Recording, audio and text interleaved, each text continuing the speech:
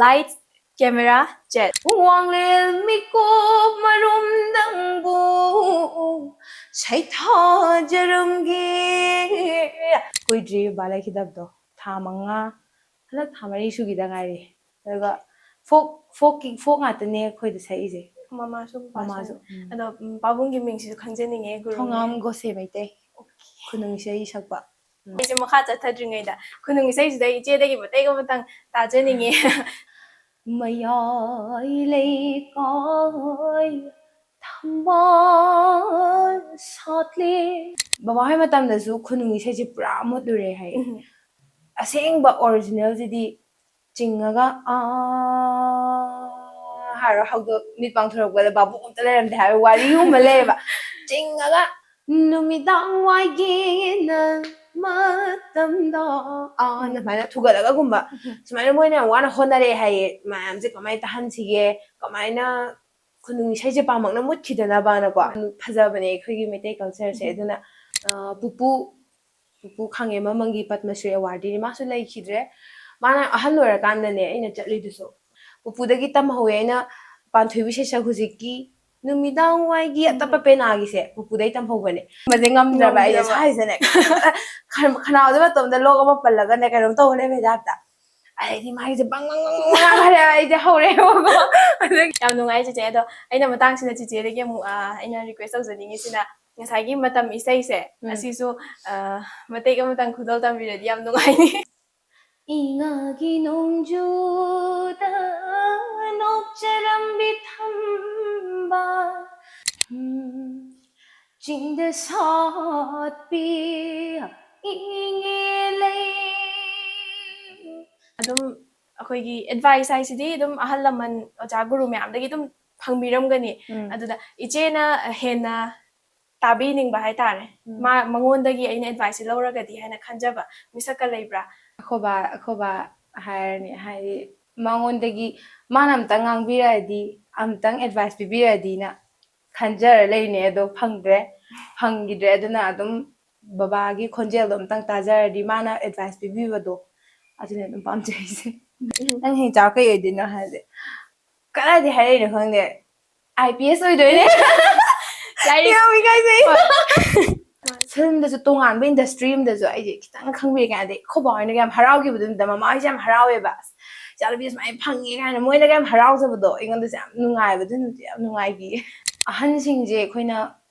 kuira kanda macha sing naga inthok pirak ba home da gum ba lerak pa se adugi wari oidoine award ki am phangi bane ada aina sakhi bado mate am salake thari je khudol tambi Punsigi mamalay ringay akangba unagong kendringay Papa di tension jira ai se kamai do na ai di khara tawgal le ba ai nangaro ai sa de tuga adu mi to itum da bi da lai pae ba hai di tension jira tum ba si adre ai di ama mo hang do ko ni chapter ama mo hang do ko ni dum nongan gi ba dum yawe ba dum ai na hoi mai khadi hoi chen gi matang khara wagre ba no hong ba gi sai si da ko ai nyam pa ma matang ama le mama na machanupi gi kuja pun ba tholok pai je sida sakpai sei mate kamne adu sakjarge ichauna leiramba ningol ka okay last word se je music se music se music everything music is everything music pamjaba miyoy amana ni sijarage haina music ki da makta khoi music sida ngaujar le mina ko music city is everything I think lam lel na lok ta khung ban de hanau ne di I sang sang khúc nâu na tay lo li balam se Miyeng tabiri ba pumna magpu Linda Chanu na taram na okjari aikoigi channel asina puthokjaba talk session Ngaklou light camera jet mari suba episode mayam da khudol tamjari mayam punna miyeng taminarsi ngasi ge aikoigi talk session asida aikoina puraga lakjari ba guest asidi lamdam asigi aikoigi culture masung tradition ase masak takpada ena thodang lobiri ba dugumba iche amakhakni so let's welcome her together aikoigi chiche ꯊꯣꯡꯉꯥꯝ ꯂꯣꯏꯖꯤꯡꯈꯣꯝꯕꯤ ꯆꯅꯨ ꯃꯌꯥꯝꯕꯨ ꯈꯨꯔꯨꯝꯖꯔꯤ ꯊꯥꯒꯠꯆꯔꯤ ꯆꯦꯆꯦ ꯑꯩꯈꯣꯏꯒꯤ channel ꯑꯁꯤꯒ ꯋꯥꯔꯤ ꯋꯥꯇꯥꯏ ꯁꯥꯟꯅꯅꯕꯒꯤ ꯇꯥꯟꯖꯥ ꯑꯃ ꯆꯦꯆꯦꯅ ꯄꯤꯕꯤꯕꯁꯦ ꯆꯦꯆꯦꯕꯨ ꯍꯥꯏꯅꯤꯡꯉꯥꯏ ꯂꯩꯇꯅ ꯊꯥꯒꯠꯄ ꯐꯣꯡꯗꯣꯛꯆꯔꯤ ꯍꯥꯏꯕꯁꯤꯃ ꯑꯩꯈꯣꯏꯒꯤ ꯁꯥꯏꯠꯇꯒꯤ ꯑꯍꯥꯟꯕ ꯑꯣꯏꯅ ꯊꯝꯖꯒꯦ ꯁꯣ ꯆꯦꯆꯦ ꯊꯧꯔꯝꯁꯦ ꯍꯧꯔꯛꯄꯁꯤꯗꯤ ꯑꯗꯨꯝ ꯆꯦꯆꯦꯒꯤ ꯁꯦꯜꯐ ꯏꯟꯇ꯭ꯔꯣꯗꯛꯁꯟꯁꯦ ꯃꯌꯥꯝꯗ ꯑꯁꯤ ꯍꯥꯟꯅ ꯊꯝꯕꯤꯔꯣ ꯆꯦꯆꯦꯁꯦ ꯀꯩ ꯂꯝꯗꯩꯅꯣ ꯑꯗꯒꯤꯗꯤ ꯏꯃꯥ ꯕꯕꯥꯒꯤ ꯑꯗꯩ ꯏꯆꯤꯜ ꯏꯅꯥꯎꯒꯤ ꯃꯌꯥꯝ ꯋꯥꯔꯤꯁꯦ ꯑꯗꯨꯝ ꯆꯦꯆꯦ ꯃꯌꯥꯝꯗ ꯊꯝꯕꯤꯔꯣ ꯑꯩꯒꯤ ꯃꯤꯡ ꯊꯣꯡꯉꯥꯝ ꯂꯣꯏꯖꯤꯡꯈꯣꯝꯕꯤ ꯆꯅꯨ ꯑꯩꯒꯤ ꯂꯩꯐꯝꯅ ꯂꯝꯕꯣꯏ ꯈꯣꯡꯅꯥꯡꯈꯣꯡꯗꯒꯤ ꯑꯗꯨꯒ ꯑꯩꯒꯤ ꯕꯕꯥꯒꯤ ꯃꯃꯤꯡꯅ ꯊꯣꯡꯉꯥꯝ ꯒꯣꯁꯦ ꯃꯩꯇꯩ ꯑꯗꯨꯒ ꯃꯃꯥꯒꯤ ꯃꯃꯤꯡꯅ ꯊꯣꯡꯉꯥꯝ ꯑꯣꯡꯕꯤ ꯈꯦꯇ꯭ꯔꯤꯃꯌꯨꯝ ꯅꯣꯅꯤ ꯂꯩꯃ ꯑꯩ ꯍꯧꯖꯤꯛ MUꯗ ꯁꯣꯁꯤꯌꯣꯂꯣꯖꯤꯗ ꯃꯥꯁꯇꯔꯗ ꯐꯥꯔꯁ ꯁꯦꯃꯤꯁꯇꯔ ꯇꯝꯖꯔꯤ ꯑꯗꯣ ꯑꯩꯒꯤ ꯏꯆꯤꯜ ꯏꯅꯥꯎꯁꯦ ꯃꯔꯤꯅꯦ ꯑꯩꯅ ꯏꯇꯣꯟ ꯇꯣꯝꯕꯤ ꯑꯣꯀꯦ ꯃꯈꯥ ꯇꯥꯔꯛꯄꯁꯤꯗꯤ ꯏꯆꯦꯁꯦ ꯐꯣꯛ ꯁꯤꯡꯒꯔ ꯑꯃꯁꯨꯅꯦ ꯑꯗꯣ ꯑꯩꯅ ꯑꯍꯥꯟꯕ ꯏꯆꯦꯗ ꯔꯤꯀ꯭ꯋꯦꯁ ꯇꯧꯖꯗꯣꯏꯁꯦ ꯑꯩꯈꯣꯏꯒꯤ ꯐꯣꯛ ꯁꯣꯡꯁꯤ ꯑꯃꯈꯛꯇꯪ ꯏꯆꯦꯅ ꯊꯧꯔꯝꯁꯦ ꯍꯧꯔꯛꯄ ꯑꯣꯏꯅ ꯚ꯭ꯌꯨꯋꯔꯁ ꯃꯌꯥꯝꯒꯤꯗꯃꯛꯇꯁꯨ ꯈꯜꯂꯒ ꯃꯇꯦꯛ ꯑꯃꯇꯪ ꯈꯨꯗꯣꯜ ꯇꯝꯕꯤꯕ ꯌꯥꯒꯗ꯭ꯔꯥ ꯌꯥꯏ ꯑꯍꯥꯟꯕꯩꯁꯤꯗꯤ ꯑꯩꯈꯣꯏꯒꯤ ꯃꯥꯂꯦꯝ ꯏꯃꯥꯁꯤꯗ ꯁꯩꯊꯥꯕ ꯏꯁꯩ ꯑꯃ ꯑꯣꯏꯅ ꯃꯇꯦꯛ ꯑꯃ ꯇꯧꯖꯔꯒꯦ ꯃꯥꯂꯦꯝ ꯂꯩꯅ ꯂꯨꯝꯕꯔ ꯂꯨꯝꯂꯝꯗꯦ ꯄꯂꯦꯝ ꯏꯃꯥꯅ ꯃꯔꯨꯝ ꯀꯣꯔꯧ ꯅꯣꯡꯅ ꯋꯥꯡꯕꯔꯁꯨ ꯋꯥꯡꯂꯝꯗꯦ ꯄꯟꯊꯧ ꯏꯄꯥꯎ ꯃꯍꯥꯛꯇꯅ ꯃꯋꯥꯡ ꯄꯂꯦꯝ ꯄꯟꯊꯧ ꯑꯅꯤ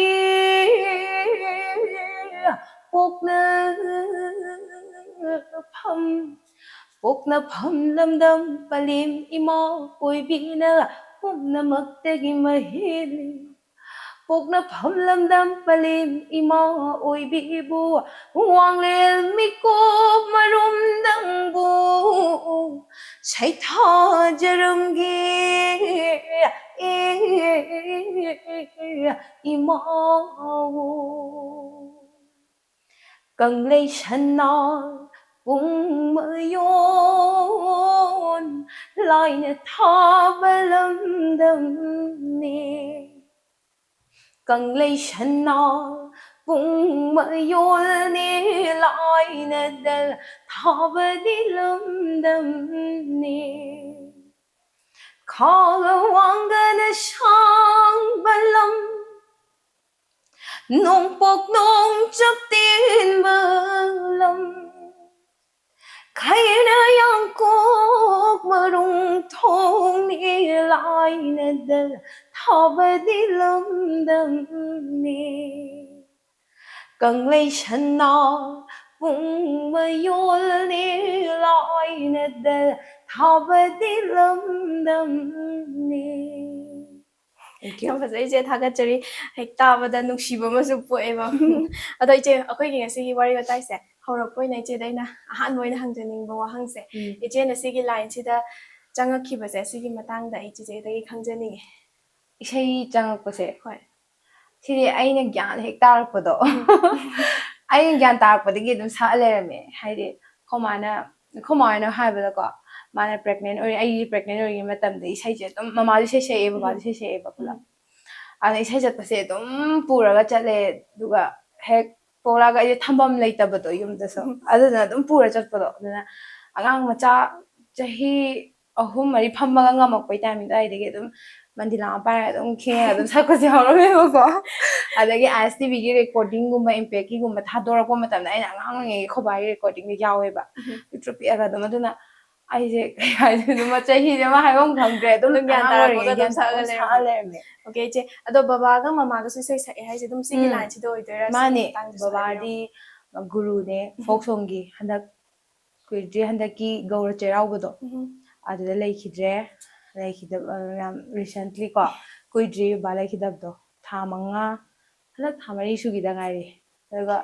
ꯐꯣꯛ ꯉꯥꯛꯇꯅꯦ ꯑꯩꯈꯣꯏꯗ ꯁꯛꯏꯁꯦ ꯃꯃꯥꯁꯨ ꯕꯕꯥꯁꯨ ꯑꯗꯣ ꯄꯥꯕꯨꯡꯒꯤ ꯃꯤꯡꯁꯤꯁꯨ ꯈꯪꯖꯅꯤꯡꯉꯦ ꯊꯣꯡꯉꯥꯝ ꯒꯣꯁꯦ ꯃꯩꯇꯩ ꯈꯨꯅꯨꯡ ꯏꯁꯩ ꯁꯛꯄ ꯑꯗꯣ ꯁꯤꯒꯤ ꯃꯈꯥ ꯇꯥꯔꯛꯄ ꯋꯥꯍꯪꯁꯦ ꯑꯩꯅ ꯆꯦꯆꯦꯗꯒꯤ ꯍꯪꯖꯅꯤꯡꯕꯁꯦ ꯑꯩꯈꯣꯏꯒꯤ ꯐꯣꯛ ꯁꯣꯡ ꯍꯥꯏꯔꯒ ꯃꯈꯜ ꯃꯈꯜ ꯂꯩꯌꯦꯀꯣ ꯑꯗꯣ ꯏꯆꯦꯅ ꯁꯛꯄꯤꯔꯤꯁꯦ ꯀꯔꯝꯕ ꯃꯑꯣꯡꯒꯤ ꯁꯩꯁꯛꯅꯣ ꯑꯩꯅ ꯁꯛ ꯈꯨꯅꯨꯡ ꯏꯁꯩꯁꯤꯗ ꯂꯣꯏ ꯆꯤꯡꯉꯦꯕꯀꯣ ꯈꯨꯂꯪ ꯏꯁꯩ ꯑꯗꯒꯤꯗꯤ ꯂꯩꯔꯤꯕ ꯃꯌꯥꯝ ꯏꯁꯩ ꯃꯈꯜ ꯃꯈꯜ ꯈꯨꯅꯨꯡ ꯏꯁꯩꯗ ꯃꯌꯥꯝ ꯆꯜꯂꯦ ꯑꯗꯣ ꯈꯨꯅꯨꯡ ꯏꯁꯩ ꯍꯥꯏꯁꯤꯗ ꯄꯨꯂꯞ ꯆꯟꯗꯣꯏꯅꯦꯕ ꯑꯗꯨꯅ ꯈꯨꯅꯨꯡ ꯏꯁꯩꯁꯤꯅ ꯊꯥꯏꯅꯗꯒꯤ ꯂꯩꯔꯛꯑꯕ ꯍꯥꯏꯗꯤ ꯈꯨꯅꯨꯡ ꯏꯁꯩꯒꯤ ꯂꯤꯔꯤꯁꯤꯁ ꯂꯩꯇꯦ ꯑꯗꯒꯤꯗꯤ ꯀꯝꯄꯣꯖꯔ ꯂꯩꯇꯦ ꯇ꯭ꯌꯨꯟ ꯃꯥꯒꯤ ꯀꯅꯥꯅ ꯄꯥꯜꯂꯤꯅꯣ ꯍꯥꯏꯕꯁꯤ ꯂꯩꯔꯣꯏ ꯊꯥꯏꯅꯒꯤ ꯂꯥꯏ ꯍꯥꯛꯇꯛꯇꯒꯤ ꯆꯠꯅꯔꯛꯑꯕ ꯏꯁꯩꯅꯤ ꯍꯥꯏꯅ ꯊꯥꯖꯅꯩꯗꯅ ꯈꯨꯅꯨꯡ ꯏꯁꯩꯁꯤꯗꯤ ꯑꯗꯨꯃꯥꯏꯅ ꯑꯗꯨꯒꯨꯝꯕ ꯂꯥꯏꯒꯤ ꯑꯣꯏꯕ ꯑꯗꯒꯤ ꯊꯥꯏꯅꯗꯒꯤ ꯂꯩꯔꯛꯑꯕ ꯃꯥꯒꯤ ꯀꯩꯅꯣꯁꯦ ꯍꯧꯔꯛꯐꯝꯁꯦ ꯀꯗꯥꯏꯗꯒꯤꯅꯣ ꯍꯥꯏꯕ ꯑꯩꯈꯣꯏꯅ ꯄꯨꯊꯣꯛꯄ ꯉꯝꯗꯕꯗꯣ ꯂꯥꯏꯒ ꯁꯝꯅꯔꯤꯉꯩ ꯃꯇꯝꯗꯒꯤ ꯂꯩꯔꯛꯑꯕ ꯏꯁꯩꯅꯦꯅ ꯊꯥꯖꯅꯔꯤꯕ ꯑꯗꯨꯒꯨꯝꯕ ꯈꯨꯅꯨꯡ ꯏꯁꯩꯗꯣ ꯑꯗꯨꯒꯤ ꯀꯩꯅꯣꯗꯨꯅꯦ ꯏꯁꯩꯁꯦ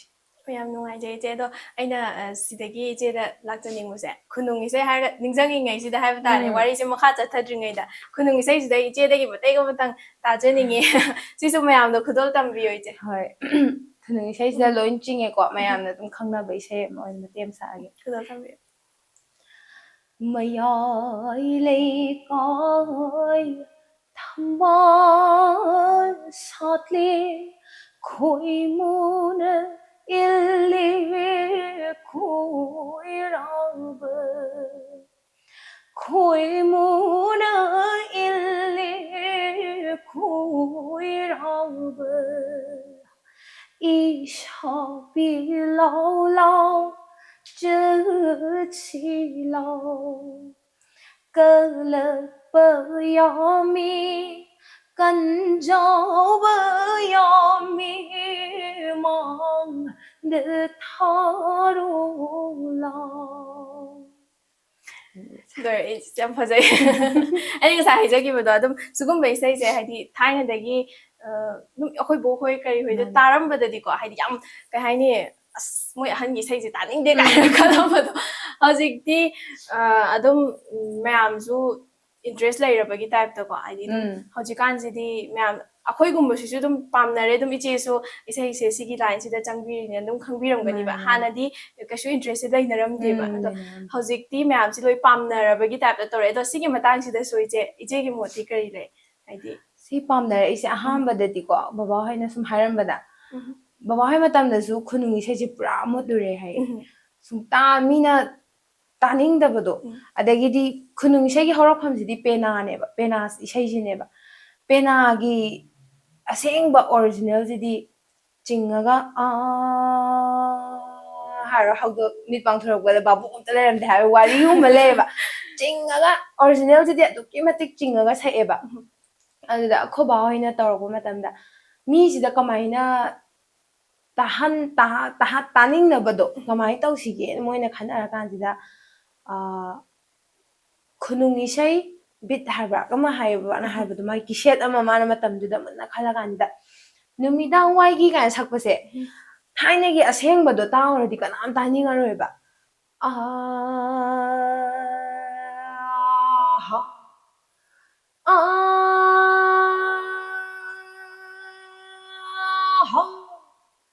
ꯅꯨꯃꯤꯗꯥꯡ ꯋꯥꯏꯒꯤ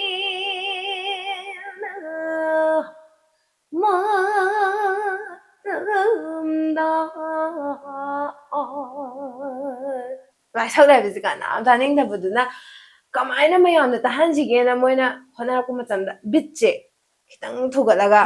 ꯃꯥꯒꯤ ꯁꯩꯁꯛꯇꯨꯗꯤ ꯍꯣꯏ ꯀꯥꯏꯍꯟꯗꯕꯤꯗ ꯅꯨꯃꯤꯗꯥꯡ ꯋꯥꯏꯒꯦꯅ ꯃꯇꯝꯗ ꯑꯗꯨꯃꯥꯏꯅ ꯊꯨꯒꯠꯂꯒꯒꯨꯝꯕ ꯁꯨꯃꯥꯏꯅ ꯃꯣꯏꯅ ꯌꯥꯝ ꯋꯥꯅ ꯍꯣꯠꯅꯔꯛꯑꯦ ꯍꯥꯏꯌꯦ ꯃꯌꯥꯝꯁꯦ ꯀꯃꯥꯏꯅ ꯇꯥꯍꯟꯁꯤꯒꯦ ꯀꯃꯥꯏꯅ ꯈꯨꯅꯨꯡ ꯏꯁꯩꯁꯦ ꯄꯥꯝꯃꯛꯅ ꯃꯨꯠꯈꯤꯗꯅꯕꯅꯀꯣ ꯑꯗꯨꯒꯨꯝꯕꯒꯤ ꯆꯦꯟꯖ ꯑꯃ ꯂꯥꯛꯈ꯭ꯔꯦ ꯃꯣꯏꯅ ꯈꯨꯕꯥ ꯍꯣꯏ ꯃꯇꯝꯗꯒꯤ ꯑꯣꯖꯥ ꯕꯦꯗꯞꯇꯤ ꯍꯣꯏ ꯃꯣꯏꯅ ꯀꯟꯅ ꯍꯣꯠꯅꯔꯒꯀꯣ ꯑꯗꯒꯤ ꯕꯤꯠꯇ ꯌꯥꯝꯅ ꯀꯩꯅꯣ ꯇꯧꯋꯦꯅ ꯗꯤꯄꯦꯟ ꯇꯧꯋꯦꯅ ꯍꯥꯏꯅꯤꯡꯉꯦ ꯏꯁꯩ ꯍꯧꯖꯤꯛꯀꯥꯟꯗꯤ ꯕꯤꯠꯁꯦ ꯋꯦꯁꯇꯔꯟ ꯂꯣꯝꯗ ꯂꯣꯏꯅ ꯌꯥꯝ ꯊꯨꯒꯠꯂꯒ ꯆꯠꯄꯁꯦ ꯑꯗꯨꯅ ꯑꯇꯞꯄꯁꯤꯗꯤ ꯇꯥꯅꯤꯡꯗꯕꯗꯣ ꯃꯤꯅ ꯑꯗꯨꯗꯨꯅ ꯆꯦꯟꯖꯁꯦ ꯑꯗꯨꯃꯥꯏꯅ ꯃꯊꯪ ꯃꯊꯪ ꯂꯥꯛꯄꯗꯒꯤ ꯄꯥꯝꯕꯝꯁꯨ ꯊꯣꯛꯑꯦ ꯀꯩꯗꯧꯕꯩ ꯄꯥꯝꯃꯣꯏꯗꯣꯏꯅꯣ ꯀꯜꯆꯔꯁꯦ ꯅꯠꯇ꯭ꯔꯅꯦ ꯌꯥꯝ ꯐꯖꯕꯅꯦ ꯑꯩꯈꯣꯏꯒꯤ ꯃꯩꯇꯩ ꯀꯜꯆꯔꯁꯦ ꯑꯗꯨꯅ ꯑꯗꯨꯝ ꯍꯥꯟꯅꯒꯤꯗꯨꯗ ꯂꯣꯏ ꯍꯟꯖꯤꯜꯂꯛꯀꯅꯤ ꯍꯥꯏꯕꯒꯤ ꯊꯥꯖꯕꯁꯦ ꯑꯩꯉꯣꯟꯗꯁꯨ ꯂꯩ ꯑꯗꯨꯅ ꯂꯣꯏ ꯄꯥꯝꯃꯛꯀꯅꯤ ꯁꯤꯗꯤ ꯆꯦꯟꯖꯅꯦ ꯆꯦꯟꯖꯁꯤꯗꯤ ꯑꯩꯈꯣꯏꯅ ꯍꯥꯏꯕ ꯉꯝꯗꯦꯗꯅꯀꯣ ꯑꯅꯧ ꯑꯅꯧꯕ ꯍꯣꯡꯉꯛꯄꯁꯦ ꯑꯗꯨꯝ ꯄꯥꯝꯐꯝ ꯊꯣꯛꯑꯦꯕ ꯑꯗꯣ ꯑꯗꯨꯅꯦ ꯑꯩꯈꯣꯏꯁꯨ ꯍꯥꯏꯗꯤ ꯊꯥꯏꯅ ꯑꯩꯈꯣꯏ ꯕꯣꯛ ꯍꯣꯏꯅꯒ ꯔꯦꯗꯤꯑꯣꯗ ꯀꯩꯗꯒ ꯇꯥꯕ ꯀꯥꯟꯗꯗꯤ ꯂꯩꯗꯅ ꯆꯦꯜꯂꯦꯕ ꯑꯁꯤ ꯂꯥꯛꯑꯗꯤ ꯊꯥꯔꯛꯑꯗꯤ ꯇꯥꯅꯤꯡꯗꯦꯅ ꯑꯗꯣ ꯍꯧꯖꯤꯛꯇꯤ ꯑꯗꯨꯝ ꯍꯥꯏꯗꯤ ꯅꯨꯡꯁꯤꯕꯁꯨ ꯈꯪꯉꯛꯑꯦ ꯐꯖꯕꯁꯨ ꯈꯪꯉꯛꯑꯦ ꯑꯗꯒꯤꯗꯤ ꯄꯥꯝꯁꯨ ꯄꯥꯝꯖꯔꯦ ꯑꯗꯣ ꯑꯗꯨꯝ ꯑꯣꯜꯂꯛꯑꯦ ꯍꯥꯏꯇꯥꯔꯦ ꯃꯇꯝꯁꯦ ꯑꯗꯣ ꯊꯥꯒꯠꯆꯔꯤ ꯆꯤꯆꯦ ꯃꯈꯥ ꯇꯥꯔꯛꯄꯁꯤꯗ ꯑꯩꯅ ꯆꯤꯆꯦꯗꯒꯤ ꯈꯪꯖꯅꯤꯡꯕꯁꯦ ꯁꯤꯒꯤ ꯂꯥꯏꯟꯁꯤꯗ ꯆꯪꯉꯛꯈ꯭ꯔꯕ ꯃꯇꯨꯡ ꯏꯁꯩꯁꯦ tammakpasidi adum babagi nakta lerega adum saklakpra atopa chatlaga topa mayam chatle haidi oza se ama khatang da leibe ade habadi oza ama dagi su magi seisak se amta manade khunungi seisak pa mayam oza mayam leise akho bagi seisak na ma atopa oza amagi seisak na ma seisak se amta manade ba aduna hena isai je khunungi isai je khangnabagi damakta mayam chatpa darkar oidana aduna akho ba dagi di hoi agi root ti baba dagi hore aduga pupu khange mamangi Padma Shri Award ni masu laikhidre mana ahal lora kandane aina chatlidusu oda tamba chatle pena gi sesak kai ka se tamme pupu dagi tam hoye aina panthui sesak hujiki numidang wai gi atapa pena gi se pupu dai tam hobane aina mayam tam hogadabdo madi duda alzheimer la e ahal lora pagi kaure ba hojik haram base hojik kaw gi ne pupu khambathebi khambana kaw phabe matang da haibi wa nongbana lamjen chene adusu marak thapadi adamne taga dum leidoine ba aduna ta adumaina oza pupu mangi tame oza abok langathel thoinu dasu matam khara chachame ado ai gi laiba am thibana loi ahano shalakpado aduduga adumaina hoi oza adumai khara chatle tamgadabdi yam wali chatke sume am khale do ai gi academic line da mu yamna ke kolai to sanarakpado ko ai am tamningena laishu tamdaba yade mane aduduna oza mayam se aina angang oihobagira laiba gam thibana baba sum laikhidre tamdopati mayam walhauri adagi oza mayam se tamge khan mayam se ahano shalakpa ekta hangiba aduna hoi mai oza khara mai chatle khara thaga cheri je do makha tarapuse je dagi lakning buse ngasai oza mamal leiraba tanglabo oza mayam se asidagi jijena kharadi khanghaweba mohoidagi ado moidagi khara tamjahobasina hojikse jije sibau ki yona stage se lakpa ngamneba so sigi matang sida ije da kari phaubi mayam dagi tamhoba singsida ingonda sibau kanai nadragana sibau ta keno oihawi habase sisi kitang thambi adudi khena base aina khobaina de hai penagi seina sumaina tawi sidagi tanje hongakpane hai penagi dina komai tawjano habda ingonda khangiwa ma leibado adu pupu da hangena sumaina pupu panthobi gi seisina kamaina saktoino khena bado puna jagoi ga takpiwa puna da pena do para hanorsu adu bukta di ma do khangi ba khara aduga tapna chinga sakpodo sibau sumaina khutse thadok pada sibuk chingdoine du chatoini habje khena bado aina baba da mar sumai hai ko bana chummi maina tawdoine khena bado ingonda mayek mamutana khanghobado admaina oza amade aboklanga thel thonu dei tambisina moirang saine ba moirang saijina sai sei sakhitang yaurakadoine haidi monohar sai gumba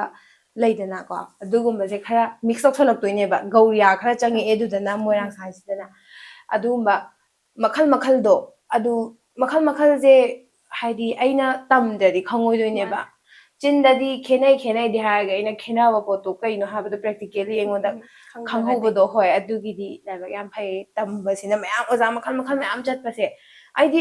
akhoi dei sai tamba lakpa angang macha yam laeba ko moida jo hai engonda khak laiganu oza amada ju chatkadamni moi mayam dagi loi khar laraga nangi oiba hoi aigi oiba ma puthokchana bu khotnagadamni na ko adumaina loi hai oza ji yarige aina ngammi ge chatkadamni research di yarige tawgadamni se haini thaga chari jije ado jije na ngasai panbi gi ba pena sai saki matang se jije se pena se dum ai adum paibadi haibo ko adu aina pura yam adum season na deba hari adum season na bado aingonda ke haini pena se khara di dum ngamme aduga yamna yam haidana tawbudi ai tawdeba ko khara di dum hoi inabadi ngamme khara di aduga aina su pena par sakpase kya ai pamjada bo ko aduma aduna ado pena sai saksidi sakpa adum ngambi ko pena sai sakti adune aina je haido pena sai saktagi lakpa ngatani khunungi sai jidi ado sigi matang sida pena pairaga sakpa natraga su ko pena sai sakse matek amtang khudol tampiradi yam nungai sikap ama hayage ko jingui ha khoyum lining thâu jingu khoymum lairim ngasi kurau nung jade bang jitrebi namu mai ha taragi thaugal phangjarak matam yon khib cham sungak piu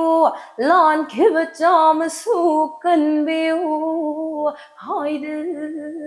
na chang jo chep na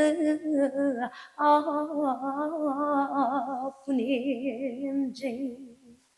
थागतरी यामना जिजे आइगिदि लाइबक फबने हाय तारे सुमाइना जिजेगा उनरागा वरि सानाबा फंगजबसे याम नुंगाइ अदो मखा ताना आइना जिजेदा लाक्चनिंगबसे सिगी line सिदा चंगखिबसे असिदगी अदुम journey से हौरकपदगी हौना हौजि फावबगी stage सिदा इचेदा थेंगनाबा हाइदि अवा नुंगाइ एक्सपीरियंस म्याम अमा थेंगनाबिरमगनि सो सिगी मतंग सिदासु खितंग हाइबियो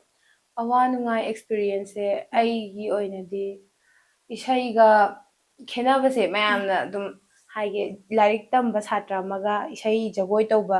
अदोम नाकंदो इन हायगे को अवा नुंगाइ हाइदि अतै आई केसु केनो लैते अदुना इसाई जे आइना लमगुम चटपा यावरैदना खैगिदि लमगुम चलकपगा स्कूल की एग्जाम फंगजनरपगुम्बा सिगुम्बदा को चादबसे होय खुदोंग चादबसे अदुगुम्बा लै एदो आइगे लाइबा याम फबा हाइगद्रा आइना तमकपा स्कूल जे city montessori higher secondary school जे तमे क्लास 10 पाउबसे अखोइगी प्रिंसिपल सर प्रिंसिपल जे याम फैये याम फजना खंगबिये सरना आइना अस आई कमाइ तौदना बा पैखा हौदोरे चटपदो कमाइ तौदना सोना कानदि हाना यावग्रबनिना मिंगदो अदुना अस अदुदो ओजादा तंग हाय यिंगजेना अखोइ चटलगा हायबजे एग्जाम जे तोंगाना सिनबिबे यागद्रा ना मा हंगबगुम याम फजना हरा हरा एक्सेप्ट ए केदबै चटलोइदनो चटकदमने स्कूल की माइ पुरो ओ याम फजना सपोर्ट तौबिरेबा अदुबो आइंगोंददि आइना एग्जाम थाउदबजे आइंगोंदा तोंगाना एक्स्ट्रा अमौ पादोइनेबा अमा होटनादोइनेबा अदुगुम्बदा खितंग मी वाबदी मायदि लै अदै ग्रेजुएशन मतमदबु ओरो अदुम खितंग खितंगदि अदुम चयेतनाबदि अदुम लैबको माने चयेतना तारगसु से आइगी इथौने आइ ngamnaba hotnaba tabane isaiga like ase balance अदुम फजना ai balance तौनबा hotnaiba aduna aina amu khale ai isaiga तौदबिदा like katanga tambo oram tari ko ayo gada खंजबदो होय लाइ खलेबा हादि लाइक तंग तंबा हाय अतोपा सिगुम्बा इसै जगोय तौदबा छात्र अमददि माइ फोकस से लाइक तु खतने यामा पिदोइसे को अखोइगिदि इसै अमा थकपाइ इसैदो माने दुसु तंबा हानबा होय माने लाइने म्याम कचिंग कोया योंगनबा साकने सि कोक लोइ थादरि गातनेबा अदुदना आइदि मयाम मसाजे कोकसे मयाम लोंगे माने अमा खतने मोदि याम फजन पारमदि को गाम को खलप यादे sei अस आइजु पारिसिदि गाना को अदुम खंदो यमना मैनेज तौरगा चटपि हाबनेबा लाइक का खितंग अदुमाय खितंग चेनबा खितंग खितंग दि थोए दु मंगारे अते अतोपा हेनबा अवाबदि किछु थेंगनदे दु नुंगाइबदि म्याम अमा थेंगनबिरमगनि को होय थागतचरी दो इचे इन मखा ताना लाक्चनिंगसे इचे से इन थेंगनजगिबा मतमदा अखोइगी फोक सिगी लाइन सिदंग द नतबा अखोइगी state level competition best of अमिक अदगिदि वॉइस ऑफ ओग्री ना चिजेना विनर ओइबसु थेंगनगिबा सिगी मतंग सिना कमाइ तौबनो इचे सिगी मतंग सिदा वारि लिबियो सी मतंग जे लाक तारगदि खोमाजे याम थागतनिंगे आइगी साइड तगे हाइदि खुनुंग इसे खतंग नतब मा सानिंगे जे मा थोइ नंग हाइजल्लो मैम हाइजनबा याइ कइनो नंग सी मैम सकपदो नंग पुरा सौनी हाबा नते हाइजनबदि कानैना ना को कंपटीशन जे हौरे सि यावबा तम तमना अखोइगी बाबागी छात्र का तोंबिसना ना लेको मासे मतम इसेजु sei मतम isei तममबदगी खोबाम नाकता लाकपनेबा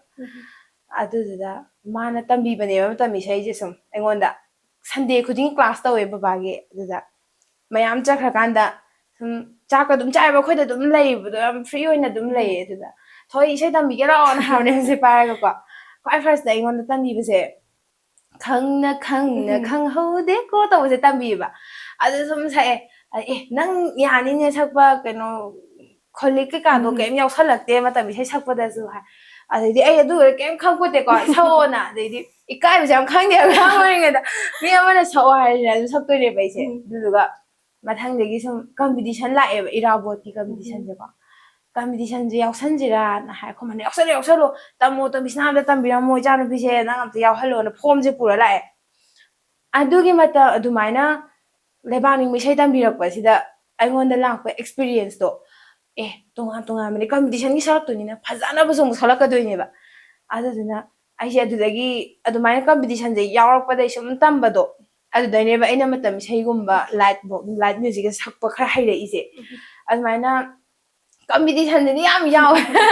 ꯀꯝꯄꯤꯇꯤꯁꯟ ꯃꯐꯝꯗꯩꯒ ꯐꯣꯟ ꯇꯧꯔꯛꯄ ꯌꯥꯎꯋꯦ ꯀꯝꯄꯤꯇꯤꯁꯟ ꯑꯃ ꯇꯧꯗꯣꯏ ꯌꯥꯎꯕꯤꯌꯣ ꯀꯥꯏꯅꯒꯀꯣ ꯐꯣꯟ ꯇꯧꯔꯛꯄꯒ ꯌꯥꯎꯋꯦꯕ ꯑꯗꯨꯗꯨꯒ ꯀꯝꯄꯤꯇꯤꯁꯟꯗꯤ ꯑꯩꯅ ꯀꯝꯄꯤꯇꯤꯁꯟꯗꯣ ꯌꯥꯎꯈꯤꯕ ꯃꯌꯥꯝꯗꯨꯗ ꯑꯩꯅ ꯏꯁꯩꯗꯣ ꯑꯃꯃꯝ ꯁꯤ ꯀꯝꯄꯤꯇꯤꯁꯟꯁꯤꯒꯤꯅꯤ ꯏꯁꯩ ꯑꯃ ꯃꯣꯏꯅ ꯃꯌꯦꯛ ꯄꯤꯊꯣꯔꯛꯄꯁꯨ ꯌꯥꯎꯋꯤꯗꯅ ꯑꯗꯨ ꯁꯨꯔ ꯅꯧꯅ ꯄꯥꯟꯗꯣꯏꯅꯦꯕ ꯑꯗꯨꯒꯤ ꯍꯩꯅꯕ ꯇꯝꯈꯤꯕꯗꯣ ꯑꯗꯩ ꯀꯥꯆꯤꯟ ꯀꯣꯌꯥ ꯌꯧꯕ ꯈꯣꯠꯄꯁꯦ ꯑꯗꯨꯗꯒꯤ ꯍꯩꯈꯤꯕꯅꯦ ꯑꯗꯒꯤ ꯃꯇꯝ ꯏꯁꯩ ꯑꯇꯩꯁꯦ ꯁꯨꯝ ꯇꯥꯔꯦ ꯈꯨꯃꯥꯏꯅ ꯁꯤ ꯏꯁꯩꯁꯦ ꯐꯖꯩ ꯇꯥꯁꯜꯂꯨ ꯅꯪ ꯁꯛꯄ ꯍꯩꯕ꯭ꯔꯥ ꯌꯦꯡꯉꯣꯅ ꯑꯗꯒꯤ ꯁꯨꯝ ꯇꯥꯔꯦ ꯑꯗꯒꯤ ꯑꯩꯁꯦ ꯌꯥꯕ꯭ꯔꯥ ꯌꯦꯡꯉꯣ ꯃꯣꯏ ꯂꯥꯛꯀꯥꯟꯗ ꯃꯣꯏ ꯃꯃꯥꯡꯗ ꯑꯃꯨꯛ ꯁꯛꯑꯦ ꯌꯥꯏ ꯌꯥꯏ ꯁꯛꯑꯣ ꯁꯛꯑꯣꯅ ꯑꯗꯨꯃꯥꯏꯅ ꯁꯨꯝ ꯇꯧꯕꯗꯒꯤ ꯀꯝꯄꯤꯇꯤꯁꯟ ꯃꯌꯥꯝꯁꯤ ꯌꯥꯎꯕꯗꯒꯤꯅꯦꯕ ꯑꯩꯅ ꯃꯇꯝ ꯏꯁꯩꯒ ꯁꯛꯄ ꯍꯩꯔꯛꯈ꯭ꯔꯤꯁꯦ ꯇꯣꯉꯥꯟꯅ ꯇꯝꯃꯨꯕ ꯅꯠꯇꯦꯕ ꯃꯇꯝ ꯏꯁꯩꯒꯤꯗꯤ ꯑꯗꯣ ꯉꯁꯥꯏꯒꯤ ꯕꯦꯁ ꯑꯣꯐ ꯑ ꯃꯤꯛ ꯚꯣꯏꯁ ꯑꯣꯐ ꯑꯣꯒ꯭ꯔꯤ ꯌꯥꯎꯈꯤꯕꯁꯦ ꯁꯤꯒꯤ ꯑꯦꯛꯁꯄꯤꯔꯤꯌꯦꯟꯁꯇꯤ ꯀꯃꯥꯏꯅ ꯇꯧꯏ ꯏꯆꯦ ꯋꯤꯅꯔ ꯑꯣꯏꯔꯛꯈꯤꯕꯁꯦ ꯀꯃꯥꯏꯅꯅꯣ ꯍꯥꯏꯕꯗꯣ ꯈꯪꯖꯅꯤꯌꯦ ꯋꯤꯅꯔ ꯑꯣꯏꯔꯛꯈꯤꯕꯁꯦ ꯑꯩꯁꯦ ꯀꯝꯄꯤꯇꯤꯁꯟ ꯌꯥꯎꯕꯩ ꯇꯥꯏꯃꯤꯡꯁꯤꯗꯤ ꯑꯩꯗꯤ ꯄꯨꯔꯥ ꯑꯩꯁꯦ ꯇꯦꯟꯁꯟ ꯌꯥꯝ ꯑꯦꯡꯖꯥꯏꯇꯤ ꯌꯥꯝ ꯂꯩꯒꯜꯂꯦꯕꯀꯣ ꯏꯁꯥꯁꯦ ꯀꯝꯄꯤꯇꯤꯁꯟ ꯆꯠꯂꯦꯗꯅ ꯑꯩ ꯂꯥꯏꯍꯧ ꯍꯧꯔꯛꯑꯅꯦꯕ ꯏꯁꯥꯁꯦ ꯄꯥꯈꯠꯄꯗꯣ ꯁꯛꯑꯝꯗꯥꯏꯁꯦ ꯑꯩꯁꯦ ꯍꯣꯏ ꯏꯁꯩ ꯁꯛꯄ ꯍꯧꯔꯝꯗꯥꯏꯁꯦ ꯑꯩꯁꯦ ꯍꯧꯔꯛꯑꯅꯤ ꯏꯁꯥꯁꯦ ꯐꯤꯚꯔ ꯂꯥꯛꯈꯠꯂꯛꯑꯅꯤ ꯂꯣꯛꯀꯁꯦ ꯀꯔꯥꯏ ꯀꯔꯥꯏꯅ ꯈꯨꯒꯠꯂꯛꯑꯅꯤꯕ ꯑꯗꯒꯤ ꯈꯪꯗꯦ ꯑꯩ ꯀꯃꯥꯏꯅ ꯇꯧꯔꯤꯅꯣ ꯈꯪꯗꯦ ꯀꯝꯄꯤꯇꯤꯁꯟ ꯑꯗꯨꯒ ꯔꯤꯖꯜ ꯍꯥꯏꯗꯣꯛꯑꯝꯗꯥꯏꯁꯤꯒ ꯑꯗꯒꯤ ꯑꯧꯒ꯭ꯔꯤ ꯌꯥꯎꯈꯤꯕꯁꯤꯅ ꯀꯅꯥꯅꯣ ꯑꯩꯉꯣꯟꯗ ꯍꯥꯏꯔꯛꯈꯤꯕꯅꯦ ꯁꯨꯃꯥꯏꯅ ꯚꯣꯏꯁ ꯑꯣꯐ ꯑꯧꯒ꯭ꯔꯤ ꯑꯃ ꯇꯧꯋꯦ ꯁꯤ ꯌꯥꯎꯁꯜꯂꯣꯅ ꯑꯁ ꯑꯩ ꯇꯜꯂꯦ ꯌꯥꯎꯅꯤꯡꯗꯦꯅ ꯍꯥꯏ ꯌꯥꯎꯁꯜꯂꯣꯅ ꯑꯗꯨꯁꯨ ꯌꯥꯎꯈꯤꯕꯅꯦꯕꯀꯣ ꯑꯗꯨꯗꯨꯒ ꯃꯣꯏꯁꯦ ꯔꯥꯎꯟ ꯃꯈꯟ ꯃꯈꯟ ꯇꯧꯋꯦ ꯍꯥꯏ ꯑꯗꯨꯗꯤ ꯑꯩꯈꯣꯏꯗꯣ ꯑꯣꯗꯤꯁꯟ ꯑꯃ ꯇꯧꯔꯒ ꯑꯗꯨꯝ ꯗꯥꯏꯔꯦꯛ ꯐꯥꯏꯅꯦꯜ ꯇꯧꯈ꯭ꯔꯦꯕ ꯑꯗꯨꯗꯨꯒ ꯀꯣꯏꯁꯟ ꯍꯪꯕꯒꯤ ꯃꯇꯥꯡ ꯑꯃ ꯌꯥꯎꯕꯅꯦꯕꯀꯣ ꯚꯣꯏꯁ ꯑꯣꯐ ꯑꯧꯒ꯭ꯔꯤꯁꯤꯗ ꯑꯩꯁꯤꯅꯦ ꯈꯪꯉꯒꯅꯦ ꯈꯨꯝꯕꯁꯦ ꯉꯝꯗ꯭ꯔꯕ ꯑꯩꯁꯦ ꯁꯥꯏꯁꯤꯅꯦ ꯈꯅꯥꯎꯗ ꯃꯇꯣꯝꯗ ꯂꯣꯛ ꯑꯃ ꯄꯜꯂꯒꯅꯦ ꯀꯩꯅꯣꯝ ꯇꯧꯕ ꯂꯩꯕ ꯍꯤꯗꯥꯛꯇ ꯑꯗꯩꯗꯤ ꯃꯥꯏꯁꯦ ꯕꯪ ꯍꯥꯏꯔꯦ ꯑꯩꯁꯦ ꯍꯧꯔꯦꯕꯀꯣ ꯑꯗꯒꯤ ꯐꯝꯃ ꯁꯛꯑꯝꯃꯗꯤ ꯈꯔꯁꯨ ꯐꯗꯧꯕ ꯂꯦꯞꯄ ꯁꯛꯄꯒꯤ ꯁꯨꯃꯥꯏꯅ ꯃꯤꯅꯗꯤ ꯈꯪꯗꯦ ꯍꯥꯏꯌꯦ ꯑꯗꯨꯗꯣ ꯀꯃꯥꯏꯅ ꯇꯧꯔꯤꯅꯣ ꯈꯪꯗꯦ ꯀ꯭ꯂꯥꯁꯁꯦ ꯃꯅꯨꯡꯁꯦ ꯈꯞꯄꯁꯦ ꯑꯗꯨꯗꯨꯒ ꯑꯩꯁꯦ ꯏꯁꯩꯗꯣ ꯂꯣꯏꯔꯒ ꯈꯔ ꯅꯨꯡꯉꯥꯏꯔꯦ ꯑꯗꯩ ꯔꯤꯖꯜ ꯍꯥꯏꯗꯣꯛꯄꯩ ꯇꯥꯏꯃꯤꯡ ꯂꯥꯛꯄꯗ ꯑꯩꯅ ꯑꯁ ꯑꯩꯗꯣ ꯌꯥꯔꯔꯣꯏ ꯆꯠꯂꯁꯤ ꯌꯥꯔꯔꯣꯏ ꯍꯥꯏꯗꯣꯔꯛꯄ ꯑꯗꯨꯃꯥꯏꯅ ꯇꯥꯔꯛꯑꯦ ꯋꯤꯅꯔ ꯑꯣꯏꯔꯛꯑꯦ ꯑꯗꯣ ꯑꯩꯒꯤ ꯏꯁꯩ ꯆꯣꯏꯁꯇꯨꯅꯁꯨꯅꯦ ꯑꯌꯥꯝꯕ ꯍꯥꯏꯗꯤ ꯑꯣꯖꯥ ꯕꯤꯄꯤꯟꯒꯤ ꯏꯁꯩ ꯑꯃ ꯁꯛꯑꯦꯕꯀꯣ ꯑꯗ ꯏꯁꯩꯁꯦ ꯈꯔ ꯇꯐ ꯑꯣꯏꯕ ꯏꯁꯩ ꯑꯣꯏꯌꯦꯕ ꯑꯗ ꯑꯩꯒꯤ ꯏꯁꯩ ꯆꯣꯏꯁꯇꯨ ꯈꯤꯇꯪ ꯐꯖꯈꯤꯕꯀꯣ ꯑꯗꯒꯤ ꯀꯝꯄꯤꯇꯤꯁꯟꯒꯨꯝꯕꯁꯤꯗꯤ ꯂꯛꯇꯁꯨ ꯌꯥꯝ ꯐꯦꯚꯔ ꯇꯧꯋꯦꯕ ꯍꯥꯏꯗꯤ ꯅꯨꯃꯤꯠꯇꯨꯗ ꯑꯩ ꯈꯨꯗꯛꯇꯨꯗ ꯇꯤꯟ ꯍꯥꯡꯈꯤꯕꯗꯒꯤ ꯁꯣꯏꯒ꯭ꯔꯗꯤ ꯇꯝꯕ ꯉꯝꯕ ꯅꯠꯇꯦꯗꯅ ꯑꯗꯨꯗꯨꯅ ꯂꯛꯇꯁꯨ ꯈꯔ ꯐꯦꯚꯔ ꯇꯧꯋꯦ ꯑꯗꯨꯒ ꯈꯪꯗꯦ ꯑꯩꯉꯣꯟꯗ ꯑꯗꯨꯃꯥꯏꯅ ꯊꯣꯛꯑꯣꯅ ꯇꯝꯃꯝꯃꯤꯅꯦ ꯑꯗꯒꯤ ꯕꯦꯁ ꯑꯣꯐ ꯑꯃꯤꯛꯇꯨꯁꯨ ꯕꯦꯁ ꯑꯣꯐ ꯑꯃꯤꯛꯁꯤꯁꯨ ꯑꯩꯁꯦ ꯑꯝꯇꯪ ꯌꯥꯎꯒꯦꯗꯤ ꯈꯟꯕ ꯕꯦꯁ ꯑꯣꯐ ꯑꯃꯤꯛ ꯑꯩꯅ ꯑꯃꯨꯛ ꯃꯌꯥꯝꯗ ꯁꯨꯝ ꯌꯥꯎꯈꯤꯕ ꯃꯤꯁꯤꯡꯁꯤꯗ ꯀꯝꯄꯤꯇꯤꯁꯟꯗ ꯀꯃꯥꯏꯅ ꯇꯧꯒꯦ ꯌꯥꯝ ꯂꯨꯕ꯭ꯔꯣ ꯀꯃꯥꯏꯅ ꯇꯧꯒꯦꯅ ꯋꯥꯔꯤꯁꯦ ꯇꯧꯗꯣꯏꯅꯦꯕ ꯑꯗꯨꯗꯨꯒ ꯌꯥꯎꯁꯜꯂꯣꯅ ꯃꯣꯏꯗꯤ ꯌꯥꯎꯁꯜꯂꯣ ꯉꯥꯛꯇꯅꯦꯕ ꯀꯝꯄꯤꯇꯤꯁꯟꯁꯦ ꯌꯥꯎꯁꯜꯂꯣ ꯍꯥꯏꯕꯗꯒꯤ ꯑꯗꯨꯝ ꯌꯥꯎꯁꯟꯈ꯭ꯔꯦ ꯑꯗꯨꯒ ꯇꯥꯔꯛꯀꯗ꯭ꯔꯥ ꯇꯥꯔꯛꯑꯣꯏꯗ꯭ꯔꯥ ꯍꯥꯏꯕꯁꯤꯗꯤ ꯑꯩ ꯈꯪꯗꯦ ꯑꯁ ꯇꯥꯔꯛꯇꯧ ꯃꯥꯟꯗꯦ ꯉꯥꯛꯇꯅꯦ ꯑꯗꯨꯒ ꯈꯪꯗꯦ ꯗꯥꯎꯅꯔꯥ ꯂꯥꯏꯅ ꯆꯥꯟꯕꯤꯕꯩꯔꯥ ꯑꯩꯅ ꯋꯥꯖꯕꯗꯨ ꯎꯕꯩꯔꯥ ꯑꯗꯨꯃꯥꯏꯅꯗꯤ ꯑꯗꯨꯝ ꯑꯗꯨꯁꯨ ꯑꯍꯥꯟꯕ ꯌꯥꯎꯕꯗꯅꯦ ꯑꯍꯥꯟꯕ ꯌꯥꯎꯕꯗ ꯑꯗꯨꯃꯥꯏꯅ ꯕꯦꯁ ꯑꯣꯐ ꯑꯃꯤꯛꯇꯨꯁꯨ ꯐꯪꯉꯛꯑꯦ ꯑꯗꯒꯤ ꯕꯦꯁ ꯑꯣꯐ ꯑꯧꯒ꯭ꯔꯤꯁꯤꯁꯨ ꯇꯧꯔꯛꯑꯦ ꯑꯣꯀꯦ ꯌꯥꯝ ꯅꯨꯡꯉꯥꯏ ꯆꯤꯆꯦ ꯑꯗꯣ ꯑꯩꯅ ꯃꯇꯥꯡꯁꯤꯗ ꯆꯤꯆꯦꯗꯒꯤ ꯑꯃꯨꯛ ꯑꯩꯅ ꯔꯤꯀ꯭ꯋꯦꯁ ꯇꯧꯖꯅꯤꯡꯉꯤꯁꯤꯅ ꯉꯁꯥꯏꯒꯤ ꯃꯇꯝ ꯏꯁꯩꯁꯦ ꯑꯁꯤꯁꯨ ꯃꯇꯦꯛ ꯑꯃꯇꯪ ꯈꯨꯗꯣꯜ ꯇꯝꯕꯤꯔꯗꯤ ꯌꯥꯝ ꯅꯨꯡꯉꯥꯏꯅꯤ ꯏꯁꯩ ꯁꯛꯁꯤꯒꯦ ꯃꯇꯝ ꯏꯁꯩꯁꯦ ꯑꯩꯅ ꯚꯣꯏꯁ ꯑꯣꯐ ꯑꯧꯒ꯭ꯔꯤꯗ ꯁꯛꯈꯤꯕ ꯑꯣꯖꯥ ꯕꯤꯄꯤꯟꯒꯤ ꯊꯤꯡꯕꯥꯏꯖꯝ ꯕꯤꯄꯤꯟ ꯆꯟꯗ꯭ꯔ ꯑꯣꯖꯥ ꯁꯛꯈꯤꯕ ꯏꯁꯩ ꯃꯇꯦꯛ ꯑꯗꯨꯝ ꯁꯛꯑꯒꯦ ꯏꯉꯥꯒꯤ ꯅꯣꯡꯖꯨꯗ ꯅꯣꯛꯆꯔꯝꯕꯤ ꯊꯝꯕꯥꯜ ꯏꯉꯥꯒꯤ ꯅꯣꯡꯖꯨꯗ ꯅꯣꯛꯆꯔꯝꯕꯤ ꯊꯝꯕꯥꯜ ꯀꯞꯂꯕꯔꯥ ꯉꯁꯤ ꯏꯉꯥꯒꯤ ꯅꯣꯡꯖꯨꯒꯨꯝ ꯅꯊꯪꯂꯦꯜ ꯅꯨꯡꯁꯤ ꯄꯥꯠꯀ ꯀꯥꯏꯅꯔꯕꯗ ꯅꯊꯪꯂꯦꯜ ꯅꯨꯡꯁꯤ ꯄꯥꯠꯀ ꯀꯥꯏꯅꯔꯕꯗ ꯏꯉꯥꯒꯤ ꯅꯣꯡꯖꯨꯗ ꯅꯣꯛꯆꯔꯝꯕꯤ ꯊꯝꯕꯥꯜ ꯅꯣꯛꯆꯔꯝꯕꯤ ꯊꯝꯕꯥꯜ ꯊꯥꯒꯠꯆꯔꯤ ꯆꯤꯆꯦ ꯁꯤꯃꯁꯨ ꯑꯗꯨꯝ ꯇꯣꯉꯥꯟꯕꯅꯦ ꯍꯥꯏꯇꯥꯔꯦ ꯃꯥꯒꯤ ꯇꯦꯁꯁꯦ ꯁꯤꯃꯁꯨ ꯌꯥꯝꯅ ꯐꯖꯩ ꯆꯤꯆꯦ ꯑꯗꯣ ꯃꯈꯥ ꯇꯥꯅ ꯑꯩꯅ ꯆꯤꯆꯦꯗꯒꯤ ꯍꯪꯖꯅꯤꯡꯕꯁꯦ ꯉꯁꯥꯏ ꯑꯣꯖꯥꯅ ꯍꯥꯏꯕꯤꯕꯗꯨꯅꯤ ꯑꯗꯨꯝ ꯏꯁꯩꯁꯦ ꯐꯣꯛ ꯁꯛꯂꯛꯄꯁꯤꯒ ꯃꯇꯝ ꯏꯁꯩ ꯁꯛꯂꯛꯄꯁꯤꯒ ꯑꯗꯨꯝ ꯈꯦꯠꯅꯅ ꯊꯣꯛꯂꯛꯑꯦꯕ ꯃꯈꯣꯟꯁꯦ ꯑꯗꯣ ꯁꯤꯒꯤ ꯃꯇꯥꯡꯁꯤꯗ ꯏꯆꯦ ꯑꯩꯈꯣꯏꯒꯤ ꯚꯣꯀꯜꯁꯦ ꯁꯤꯁꯦ ꯃꯦꯟꯇꯦꯟ ꯇꯧꯕꯤꯕ꯭ꯔꯥ ꯁꯤꯒꯨꯝꯕꯒꯤ ꯃꯦꯟꯇꯦꯟ ꯇꯧꯕꯤꯕ ꯍꯥꯏꯁꯦ ꯈꯪꯗꯦ ꯑꯩꯗꯣ ꯃꯁꯥꯅ ꯊꯣꯛꯂꯛꯄꯅꯦꯕꯀꯣ ꯍꯥꯏꯗꯤ ꯈꯨꯅꯨꯡ ꯏꯁꯩ ꯁꯛꯄꯗꯅ ꯍꯣꯏ ꯈꯤꯇꯪꯗꯤ ꯈꯤꯇꯪ ꯁꯦꯝꯃꯦ ꯍꯥꯏꯕꯗꯤ ꯈꯨꯅꯨꯡ ꯏꯁꯩ ꯁꯛꯄ ꯃꯇꯝꯗꯗꯤ ꯈꯣꯟꯄꯣꯛꯇ ꯁꯛꯇꯣꯏꯅꯦꯕ ꯍ ꯀꯥꯏꯅ ꯂꯥꯛꯄ ꯁꯤꯗꯗꯤ ꯃꯇꯝ ꯏꯁꯩꯗ ꯁꯧꯕ ꯌꯥꯔꯔꯣꯏꯗꯅ ꯑꯗꯣ ꯁꯤ ꯑꯩꯅ ꯉꯝꯅꯕꯗꯤ ꯕꯦꯂꯦꯟꯁ ꯇꯧ ꯇꯥꯔꯦ ꯃꯇꯝ ꯏꯁꯩ ꯁꯛꯂꯛ ꯇꯥꯔꯒꯅ ꯈꯤꯇꯪ ꯈꯣꯟꯁꯦ ꯀꯩ ꯍꯥꯏꯅꯤ ꯈꯤꯇꯪ ꯄꯤꯛꯁꯜꯂꯒ ꯁ꯭ꯋꯤꯠ ꯑꯣꯏꯅꯕꯀꯣ ꯑꯩꯅ ꯑꯣꯏꯖꯗ ꯇꯥꯔꯒꯁꯨ ꯑꯣꯏꯅꯕ ꯁꯦꯝꯗꯣꯏꯅꯦꯕ ꯈꯤꯇꯪꯗꯤ ꯉꯥꯒꯤ ꯅꯣꯡꯖꯨ ꯍꯥꯏꯕꯗ ꯑꯩꯅ ꯈꯣꯜꯂꯤꯛ ꯍꯥꯞꯆꯜꯂꯨ ꯌꯥꯕ ꯅꯠꯇꯦꯕ ꯃꯥꯒꯤ ꯑꯃꯃꯝꯅꯦꯕ ꯁꯤꯗꯤ ꯑꯩꯅ ꯈꯪꯅ ꯃꯇꯝ ꯏꯁꯩ ꯁꯛꯇꯣꯔꯦ ꯍꯥꯏꯇꯥꯔꯒꯗꯤ ꯑꯩꯒꯤ ꯈꯣꯟ ꯑꯆꯧꯕ ꯈꯣꯟ ꯆꯥꯎꯅ ꯈꯨꯅꯨꯡ ꯏꯁꯩ ꯁꯛꯄꯗꯣ ꯀꯟꯇ꯭ꯔꯣꯜ ꯇꯧꯔꯒ ꯄꯤꯛꯇꯛꯅ ꯁꯨꯃꯥꯏꯅ ꯁꯛꯄꯅ ꯑꯗꯨꯃꯥꯏꯅ ꯇꯧꯋꯦ ꯍꯥꯏꯇꯥꯔꯦ ꯊꯣꯏꯗꯣꯛꯅ ꯌꯥꯝ ꯀꯟꯅ ꯃꯦꯟꯇꯦꯟ ꯇꯧꯕ ꯌꯥꯝ ꯈꯣꯠꯄꯒꯤ ꯀꯟꯅ ꯀꯩꯅꯣ ꯑꯗꯨꯒꯨꯝꯕꯗꯤ ꯂꯩꯇꯦ ꯂꯩꯇꯦꯗ ꯊꯥꯒꯠꯆꯔꯤ ꯆꯤꯆꯦ ꯃꯈꯥ ꯇꯥꯔꯛꯄꯁꯤꯗ ꯆꯤꯆꯦꯗ ꯈꯤꯇꯪ ꯄꯔꯁꯣꯅꯦꯜ ꯑꯣꯏꯕ ꯀ꯭ꯋꯦꯁꯟ ꯈꯔ ꯂꯥꯛꯆꯒꯦ ꯏꯆꯦꯗ ꯑꯩꯅ ꯍꯪꯖꯅꯤꯡꯉꯤꯁꯦ ꯏꯁꯩꯒꯤ ꯖꯔꯅꯤꯁꯤꯗꯀꯣ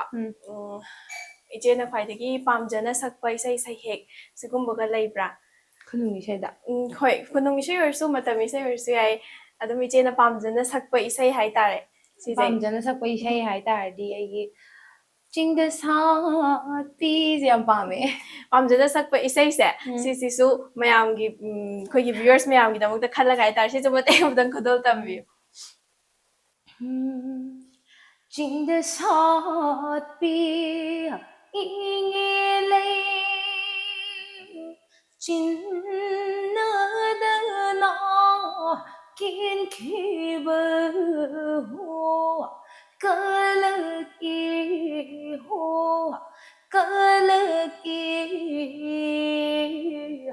ꯀꯂꯛꯏ ꯃꯈꯥ ꯁꯛꯄꯁꯨ ꯌꯥꯏ ꯑꯩꯗꯤ ꯅꯨꯡꯁꯤꯕ ꯌꯥꯝꯅ ꯁꯨꯃꯥꯏꯅ ꯏꯁꯩ ꯇꯥꯕꯁꯦ ꯑꯩꯅ ꯉꯁꯥꯏꯁꯨ ꯍꯥꯏꯖꯕꯗꯣ ꯑꯩꯒꯤꯗꯤ ꯂꯥꯏꯕꯛ ꯌꯥꯝ ꯐꯕꯅꯦ ꯉꯁꯤꯁꯦ ꯏꯆꯦꯅ ꯁꯨꯃꯥꯏꯅ ꯑꯩꯒꯤ ꯅꯥꯛꯇ ꯂꯩꯕꯤꯔꯒ ꯏꯆꯦꯗꯒꯤ ꯏꯁꯩ ꯇꯥꯕ ꯐꯪꯖꯕꯁꯦ ꯑꯩꯗꯤ ꯂꯥꯏꯕꯛ ꯌꯥꯝ ꯐꯕꯅꯦ ꯑꯗꯣ ꯃꯈꯥ ꯇꯥꯔꯛꯄꯁꯦ ꯏꯆꯦ ꯁꯨꯝ ꯉꯁꯥꯏꯒꯤ ꯏꯁꯩꯒꯤ ꯂꯥꯏꯟꯁꯤꯗꯒꯤ ꯈꯤꯇꯪ ꯅꯥꯊꯩꯔꯒ ꯍꯥꯏꯕ ꯇꯥꯔꯦ ꯑꯗꯨꯝ ꯍꯦꯟꯅ ꯄꯔꯁꯣꯅꯦꯜ ꯑꯣꯏꯕ ꯋꯥꯍꯪ ꯈꯤꯇꯪ ꯏꯆꯦꯗꯒꯤ ꯈꯪꯖꯍꯧꯒꯦ ꯑꯣꯀꯦ ꯏꯆꯦꯗ ꯑꯩꯅ ꯂꯥꯛꯆꯅꯤꯡꯉꯤꯕ ꯀ꯭ꯋꯦꯁꯟꯁꯦ ꯏꯆꯦꯒꯤ ꯄꯨꯟꯁꯤꯗ ꯏꯆꯦꯒꯤ ꯂꯥꯏꯐꯁꯤꯗ ꯑꯗꯨꯝ ꯑꯩꯈꯣꯏꯒꯤ ꯑꯦꯗꯚꯥꯏꯁ ꯍꯥꯏꯁꯤꯗꯤ ꯑꯗꯨꯝ ꯑꯍꯜ ꯂꯃꯟ ꯑꯣꯖꯥ ꯒꯨꯔꯨ ꯃꯌꯥꯝꯗꯒꯤ ꯑꯗꯨꯝ ꯐꯪꯕꯤꯔꯝꯒꯅꯤ ꯑꯗꯨꯗ ꯏꯆꯦꯅ ꯍꯦꯟꯅ ꯇꯥꯕꯤꯅꯤꯡꯕ ꯍꯥꯏꯇꯥꯔꯦ ꯃꯉꯣꯟꯗꯒꯤ ꯑꯩꯅ ꯑꯦꯗꯚꯥꯏꯁꯁꯦ ꯂꯧꯔꯒꯗꯤ ꯍꯥꯏꯅ ꯈꯟꯖꯕ ꯃꯤꯁꯛꯀ ꯂꯩꯕ꯭ꯔꯥ ꯑꯗꯨꯗꯤ ꯑꯈꯣꯕ ꯍꯥꯏꯔꯅꯤ ꯍꯥꯏꯗꯤ ꯃꯉꯣꯟꯗꯒꯤ ꯃꯥꯅ ꯑꯝꯇꯪ ꯉꯥꯡꯕꯤꯔꯛꯑꯗꯤ ꯑꯝꯇꯪ ꯑꯦꯗꯚꯥꯏꯁ ꯄꯤꯕꯤꯔꯗꯤꯅ ꯈꯟꯖꯔ ꯂꯩꯅꯦ ꯑꯗꯣ ꯐꯪꯈꯤꯗ꯭ꯔꯦ ꯑꯗꯨꯅ ꯑꯗꯨꯝ ꯕꯕꯥꯒꯤ ꯈꯣꯟꯖꯦꯜꯗꯣ ꯑꯝꯇꯪ ꯇꯥꯖꯔꯗꯤ ꯃꯥꯅ ꯑꯦꯗꯚꯥꯏꯁ ꯄꯤꯕꯤꯕꯗꯣ ꯑꯗꯨꯅ ꯑꯗꯨꯝ ꯄꯥꯝꯖꯩꯁꯦ ꯃꯥ ꯑꯗꯨꯝ ꯍꯥꯏꯔꯅꯤ ꯕꯕꯥ ꯍꯣꯏ ꯍꯥꯏꯗꯤ ꯈꯪꯗꯦ ꯍꯦꯛ ꯇꯥꯕꯗ ꯄꯨꯛꯅꯤꯡꯁꯨ ꯅꯨꯡꯁꯤ ꯍꯥꯏꯇꯥꯔꯦ ꯍꯥꯏꯗꯤ ꯑꯗꯨꯝ ꯑꯩꯃꯛꯁꯨ ꯁꯤꯒꯤ ꯀꯩꯅꯣꯁꯦ ꯂꯩꯌꯦꯕꯀꯣ ꯑꯗꯨꯗꯨꯅ ꯈꯪꯗꯦ ꯌꯥꯝ ꯊꯣꯏꯅꯗꯤ ꯈꯟꯖꯟꯕꯤꯔꯨꯅꯨ ꯅꯨꯡꯉꯥꯏꯇꯕ ꯃꯌꯥꯝꯁꯦ ꯀꯥꯎꯊꯣꯛꯑꯒ ꯍꯥꯏꯗꯤ ꯅꯨꯡꯉꯥꯏꯕ ꯀꯩꯅꯣꯗ ꯑꯣꯏꯅ ꯂꯧꯁꯤꯟꯁꯦꯕ ꯁꯣ ꯉꯁꯤꯁꯨ ꯅꯨꯡꯉꯥꯏꯇꯕ ꯃꯌꯥꯝꯁꯦ ꯊꯥꯗꯣꯛꯑꯒ ꯍꯥꯏꯇꯥꯔꯦ ꯕꯕꯥꯁꯨ ꯍꯣꯏ ꯀꯩ ꯍꯥꯏꯅꯤ ꯑꯗꯨꯝ ꯂꯥꯏꯔꯝꯂꯦꯟꯗ ꯅꯨꯡꯉꯥꯏꯅ ꯂꯩꯁꯅꯨ ꯍꯥꯏꯕꯗꯣꯀꯣ ꯑꯗꯨꯝ ꯏꯆꯦꯒꯤ ꯃꯇꯧ ꯃꯌꯥꯝꯁꯦ ꯎꯕꯤꯔꯒ ꯕꯕꯥꯕꯨ ꯅꯨꯡꯁꯤꯖꯕ ꯕꯕꯥꯕꯨ ꯀꯩꯅꯣ ꯇꯧꯖꯕꯁꯦ ꯈꯪꯕꯤꯔꯒ ꯑꯗꯨꯝ ꯅꯨꯡꯉꯥꯏꯅ ꯂꯩꯁꯅꯨ ꯍꯥꯏꯕꯁꯦ ꯑꯩꯒꯤ ꯁꯥꯏꯠꯇꯒꯤ ꯊꯝꯖꯒꯦ ꯆꯤꯆꯦꯗ ꯑꯗꯣ ꯃꯈꯥ ꯇꯥꯔꯛꯄꯁꯦ ꯑꯩꯅ ꯏꯆꯦꯗꯒꯤ ꯍꯪꯖꯅꯤꯡꯕ ꯀ꯭ꯋꯦꯁꯟꯁꯦ ꯏꯆꯦꯅ ꯃ꯭ꯌꯨꯖꯤꯛꯀꯤ ꯂꯥꯏꯟꯁꯤꯗ ꯆꯪꯗ꯭ꯔꯤꯉꯩꯗ ꯍꯣꯏ ꯍꯦꯛ ꯀꯩꯅꯣ ꯇꯧꯔꯛꯄꯗꯒꯤꯕꯨꯗꯤ ꯁꯛꯑꯒ ꯂꯥꯛꯈ꯭ꯔꯦ ꯍꯥꯏꯔꯦꯕ ꯑꯗꯨꯃꯛꯄꯨ ꯍꯥꯏꯗꯤ ꯃꯔꯛꯇ ꯏꯆꯦꯅꯒ ꯍꯥꯏꯕꯤꯕꯗꯣ ꯂꯥꯏꯔꯤꯛ ꯇꯝꯕꯁꯤda ꯍꯦꯟꯅ ꯆꯪꯁꯤꯜꯂꯝꯃꯒꯗꯤ ꯀꯥꯏꯅꯒ ꯈꯜꯂꯦ ꯍꯥꯏꯕꯗꯣ ꯁꯤꯒꯤ ꯃꯇꯥꯡꯁꯤ ꯂꯥꯛꯄ ꯀꯥꯟꯗ ꯏꯆꯦꯅ ꯏꯁꯩꯁꯦ ꯅꯠꯇꯕ ꯑꯇꯣꯞꯄ ꯊꯕꯛ ꯍꯥꯏꯗꯤ ꯀꯔꯤ ꯇꯧꯅꯤꯡꯕ ꯋꯤꯁ ꯇꯧꯕꯒ ꯂꯩ ꯍꯥꯏꯕꯁꯤꯁꯨ ꯆꯤꯆꯦꯗꯒꯤ ꯈꯪꯅꯤꯡꯉꯦ ꯌꯥꯝ ꯅꯣꯛꯅꯤꯡꯉꯦ ꯑꯉꯥꯡ ꯑꯣꯏꯔꯤꯉꯩꯗꯒꯤꯀꯣ ꯑꯉꯥꯡ ꯑꯣꯏꯔꯤꯉꯩꯗꯗꯤ ꯍꯌꯦꯡ ꯆꯥꯎ ꯀꯩ ꯑꯣꯏꯗꯣꯏꯅꯣ ꯍꯪꯕꯗꯣ ꯈꯣꯕꯥ ꯍꯣꯏꯅꯒ ꯍꯪꯕꯁꯦ ꯅꯪ ꯍꯌꯦꯡ ꯆꯥꯎ ꯀꯩ ꯑꯣꯏꯗꯣꯏꯅꯣ ꯍꯥꯏꯔꯗꯤ ꯀꯗꯥꯏꯗꯤ ꯍꯥꯏꯔꯛꯏꯅꯣ ꯈꯪꯗꯦ IPS ꯑꯣꯏꯗꯣꯏꯅꯦ ꯌꯥꯝ ꯏꯀꯥꯏꯖꯩ ꯑꯗꯣ ꯏꯁꯩ ꯇꯧꯔꯁꯨ ꯂꯣꯏ ꯇ꯭ꯔꯥꯏ ꯇꯧꯕꯗꯤ ꯂꯣꯏ ꯌꯥꯏꯗꯀꯣ ꯑꯗꯨ ꯑꯣꯏꯇꯥꯔꯒꯁꯨ ꯍꯣꯏ ꯏꯁꯩꯒ ꯇꯧꯔꯝꯗ꯭ꯔꯦ ꯈꯜꯂꯣꯕ ꯑꯩꯅ ꯆꯠꯂꯝꯒꯗꯕꯁꯦ ꯑꯗꯨꯃꯥꯏꯅ IPS ꯒꯨꯝꯕ IS ꯒꯨꯝꯕ ꯁꯤꯚꯤꯜ ꯁꯔꯚꯤꯁ ꯑꯦꯛꯖꯥꯝꯒꯨꯝꯕ ꯊꯥꯔꯝꯕꯁꯨ ꯌꯥꯏ What if ꯏꯆꯦꯅ ꯏꯁꯩꯁꯦ ꯇꯧꯔꯝꯗ꯭ꯔꯒꯗꯤ ꯉꯁꯤꯁꯦ IPS ꯂꯣꯏꯖꯤꯡꯈꯣꯝꯕꯤ ꯀꯥꯏꯅꯒ ꯍꯥꯏꯗꯣꯏꯅꯦꯕ ꯈꯣꯕꯥꯁꯦ ꯌꯥꯝ ꯄꯥꯝꯖꯩꯌꯦꯕꯀꯣ ꯕꯕꯥ ꯑꯩ ꯃꯃꯥꯁꯦ ꯌꯥꯝ ꯄꯥꯝꯖꯕ ꯑꯣꯏꯌꯦꯕ ꯑꯗꯨꯅ ꯑꯗꯣ ꯑꯩꯁꯦ ꯑꯉꯥꯡ ꯑꯣꯏꯔꯤꯉꯩꯗꯒꯤꯀꯣ ꯑꯗꯨꯝ ꯑꯈꯣꯃꯥ ꯍꯣꯏꯒꯤ ꯈꯣꯕꯥ ꯍꯣꯏꯒꯤ ꯍꯧꯖꯤꯛ ꯐꯥꯎꯕ ꯑꯗꯨꯝ ꯑꯩꯁꯦ ꯀꯩꯅꯣꯝꯃ ꯆꯠꯄ ꯃꯇꯝꯗ ꯑꯈꯣꯃꯥ ꯍꯣꯏꯒꯤ ꯑꯗꯨꯝ ꯃꯣꯏꯒꯤ ꯋꯥ ꯑꯗꯨꯝ ꯌꯥꯝ ꯀꯩꯅꯣ ꯇꯧꯕꯗꯣ ꯑꯩꯉꯣꯟꯗ ꯈꯨꯠꯁꯤꯗ ꯂꯩꯔꯕ ꯄꯣꯠꯁꯦ ꯑꯩꯅ ꯂꯧꯁꯟꯗꯧꯔꯕꯁꯦ ꯑꯗꯨꯝ ꯃꯃꯥ ꯁꯤꯁꯦ ꯑꯗꯨꯝ ꯍꯪꯅꯩꯕꯗꯣ ꯁꯤ ꯍꯩꯅꯕꯤꯁꯦ ꯑꯗꯨꯝ ꯂꯩꯌꯦꯕ ꯑꯩꯉꯣꯟꯗꯁꯨ ꯍꯧꯖꯤꯛꯁꯨ ꯑꯗꯨꯅ ꯑꯩꯒꯤ ꯄꯔꯁꯅꯦꯜ ꯑꯣꯏꯅꯒ ꯄꯣꯀꯦꯠ ꯃꯅꯤꯒ ꯄꯥꯏꯕꯁꯦ ꯑꯩ ꯍꯧꯖꯤꯛ ꯈꯪꯗꯦ MA ꯇꯧꯔꯁꯤꯕꯨꯛꯇꯅꯦ ꯑꯩꯁꯨ ꯈꯨꯠꯇ ꯄꯣꯀꯦꯠ ꯃꯅꯤ ꯄꯥꯏꯕꯁꯦ ꯍꯩꯇꯦꯕ ꯃꯃꯥ ꯍꯣꯏꯅ ꯑꯗꯨꯝ ꯄꯥꯏꯔꯛꯄꯒꯤꯅꯦ ꯑꯗꯨꯝ ꯀꯩꯅꯣ ꯑꯩꯈꯣꯏ ꯃꯥꯅ ꯊꯥꯏꯅ ꯍꯥꯏꯈꯤꯕꯗꯣ ꯄꯩꯁꯥ ꯄꯥꯏꯕ ꯌꯥꯗꯦ ꯑꯉꯥꯡꯅ ꯅꯪꯅ ꯀꯩꯅꯣꯝ ꯄꯥꯝꯃꯁꯨ ꯃꯃꯥꯗ ꯍꯥꯏꯒꯗꯕꯅꯤ ꯍꯥꯏꯕ ꯑꯗꯨꯒꯤ ꯍꯩꯅꯕꯤꯁꯦ ꯍꯧꯖꯤꯛ ꯑꯗꯨꯝꯅꯦ ꯃꯃꯥ ꯀꯩꯅꯣꯝꯇꯪ ꯂꯩꯌꯣ ꯍꯥꯏꯕꯁꯦ ꯄꯩꯁꯥꯁꯦ ꯑꯗꯨꯝ ꯃꯥꯒ ꯆꯠꯂꯒ ꯑꯗꯨꯝ ꯇꯧꯗꯣꯏꯅꯦ ꯑꯩ ꯏꯇꯣꯝꯇ ꯆꯠꯂꯦꯗꯅ ꯂꯩꯕ ꯍꯩꯇꯗꯅ ꯂꯩꯇꯕꯤ ꯂꯥꯛꯇꯣꯏꯅꯦꯕ ꯑꯗꯨꯅ ꯑꯈꯣꯕ ꯍꯣꯏ ꯃꯣꯏꯅ ꯌꯥꯝ ꯄꯥꯝꯕꯗꯣ IPS ꯀꯥꯏꯅ ꯑꯩꯁꯨ ꯌꯥꯝ ꯄꯥꯝꯕꯗꯣ ꯑꯣꯏꯈꯤ ꯑꯉꯥꯡ ꯑꯣꯏꯔꯤꯉꯩꯗ ꯊꯥꯒꯠꯆꯔꯤ ꯃꯈꯥ ꯇꯥꯕ ꯀ꯭ꯋꯦꯁꯟꯁꯦ ꯑꯩꯅ ꯏꯆꯦꯗꯒꯤ ꯂꯥꯛꯅꯤꯡꯕꯁꯦ ꯏꯆꯦꯅ ꯉꯁꯤꯐꯥꯎꯒꯤ ꯄꯨꯟꯁꯤ ꯂꯥꯏꯐ ꯖꯔꯅꯤꯁꯤꯗ ꯏꯆꯦꯅ ꯈ꯭ꯋꯥꯏꯗꯒꯤ ꯆꯥꯎꯕ ꯑꯦꯆꯤꯚꯃꯦꯟꯅꯦ ꯀꯥꯏꯅꯒ ꯈꯟꯈꯤꯕ ꯃꯇꯥꯡꯒ ꯌꯥꯎꯈꯤꯕ꯭ꯔꯥ ꯁꯤ ꯈꯪꯖꯅꯤꯡꯉꯤ ꯑꯩꯅ ꯑꯗꯨꯃꯥꯏꯅ ꯈꯟꯈꯤꯕꯁꯦ ꯑꯩꯅ ꯐꯤꯜꯝꯒꯤ ꯑꯦꯋꯥꯔꯗ ꯑꯃ ꯐꯪꯈꯤꯀꯣ ꯁ꯭ꯇꯦꯠꯀꯤ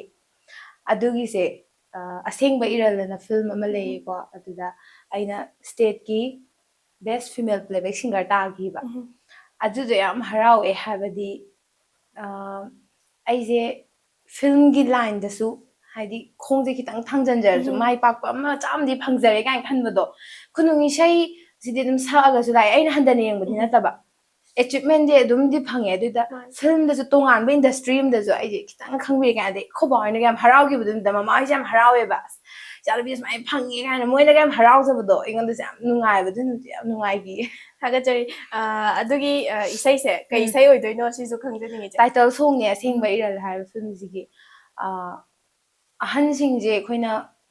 ꯀꯨꯏꯔꯛꯑꯀꯥꯟꯗ ꯃꯆꯥꯁꯤꯡꯅꯒ ꯏꯟꯊꯣꯛꯄꯤꯔꯛꯄ ꯍꯣꯝꯗꯒꯨꯝꯕ ꯂꯩꯔꯛꯄꯁꯦ ꯑꯗꯨꯒꯤ ꯋꯥꯔꯤ ꯑꯣꯏꯗꯣꯏꯅꯦ ꯑꯦꯋꯥꯔꯗ ꯌꯥꯝ ꯐꯪꯈꯤꯕꯅꯦ ꯑꯗ ꯑꯩꯅ ꯁꯛꯈꯤꯕꯗꯣ ꯃꯇꯦꯛ ꯑꯃ ꯁꯛꯂꯛꯀꯦ ꯊꯥꯒꯠꯆꯔꯤ ꯏꯆꯦ ꯈꯨꯗꯣꯜ ꯇꯝꯕꯤꯌꯨ ꯄꯨꯟꯁꯤꯒꯤ ꯃꯃꯜ ꯂꯩꯔꯤꯉꯩ ꯑꯀꯪꯕ ꯎꯅꯥꯒꯨꯝ ꯀꯦꯟꯗ꯭ꯔꯤꯉꯩ ꯀꯣꯔꯧꯅ ꯃꯌꯨꯝ ꯆꯪꯗ꯭ꯔꯤꯉꯩ ꯊꯋꯥꯏꯒꯤ ꯆꯦꯛꯂꯥꯁꯤꯡ ꯄꯥꯏꯔꯛꯂꯣ ꯑꯈꯥꯞꯄ ꯊꯝꯗ꯭ꯔꯤꯕ ꯅꯨꯡꯁꯤꯕꯁꯦ ꯌꯦꯡꯂꯔꯣ ꯊꯃꯣꯏꯅ ꯄꯦꯟꯅꯕ ꯑꯁꯦꯡꯕ ꯏꯔꯜꯅꯤ ꯂꯥꯛꯈꯤꯅꯤ ꯁꯨꯃꯥꯏꯅ ꯑꯩꯅ ꯄꯥꯝꯖꯕ ꯃꯇꯦꯛꯅꯦ